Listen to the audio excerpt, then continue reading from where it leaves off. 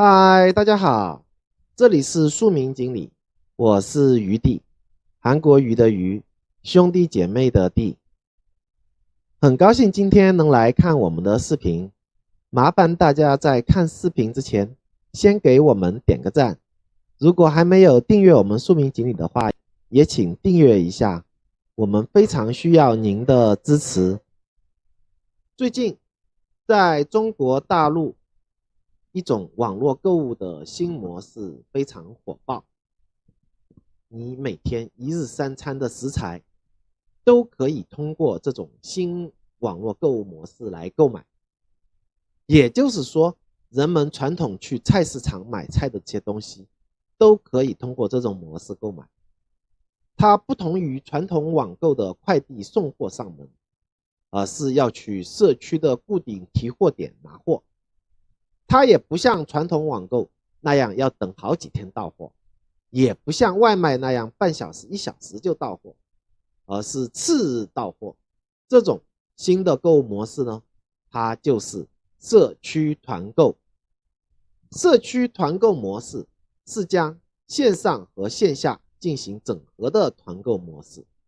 它是社交电商发展演变出来的一种新模式，主要依托于真实的社区，利用邻里关系开展的一种团购模式。这种模式它非常重视人与人之间的交流，也就是需要依靠信任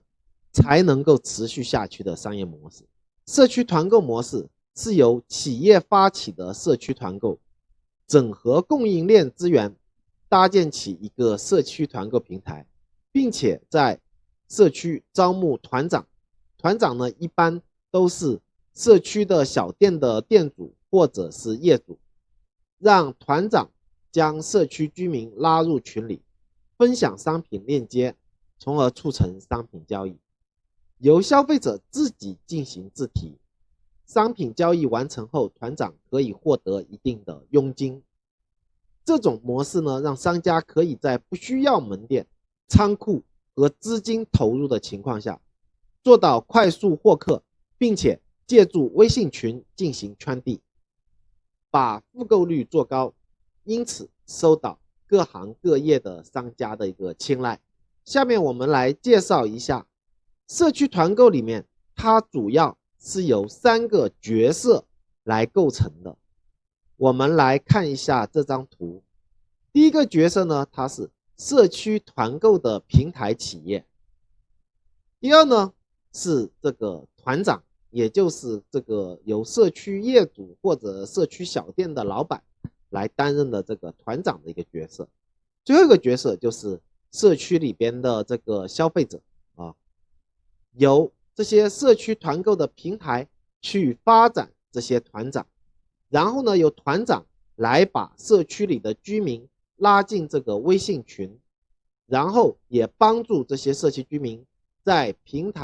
由平台提供的这个小程序或者 APP 上购物下单，第二天由这个社区平台把这个订单的货物送到团长提供的这个自提点，这社区居民到这个自提点去拿货，从而完成整个交易。对于这个全新的购物新模式，余弟我今天给大家分析分析其中的优点。第一个，我们先要了解它的优势。作为中国的互联网平台，在任何扩张的阶段，无疑最大的一个优势就是低价优势。也就是说，在它平台上买的这些蔬菜啊、生鲜啊这些东西，相对于你去传统的菜市场来说，肯定要便宜。它的低价是怎么来的呢？第一个原因就是集中采购的这个原因啊，因为平台它可以集合这么多的社区的订单，跟供货商有议价的一个优势，自然它的价格比起菜市场的这些商贩来说，它肯定有价格的一个优势啊。第二个是什么呢？第二点就是平台补贴。可能对于非中国大陆的朋友来说，平台补贴这个东西，他们觉得是匪夷所思的东西，但这就是中国大陆的互联网发展必须经历的一个特色的阶段啊，也就是平台它拿钱出来去把这个商品的价格再把它压下去，从而形成跟菜市场的价格一个巨大的一个价差，自然能够吸引用户到这个社区团购的平台上来买菜了啊。请注意，这些生鲜蔬菜鱼肉它本来的一个商品的毛利就比较低，也就是说我们菜市场买菜的时候的这些家庭主妇们，他们对这个价格是非常非常敏感的，不像你去商场买一件衣服，差个几百块你都觉得这个价差不大，反而是在菜市场，一个蔬菜比如说它便宜1毛钱甚至几分钱，你都会觉得这家店更便宜，我会去这家买。大家明白这些，就是买菜的时候用户的这种心理，他对价格的敏感性会更高，因此这些平台它有这个集中采购的这个价差优势的情况下，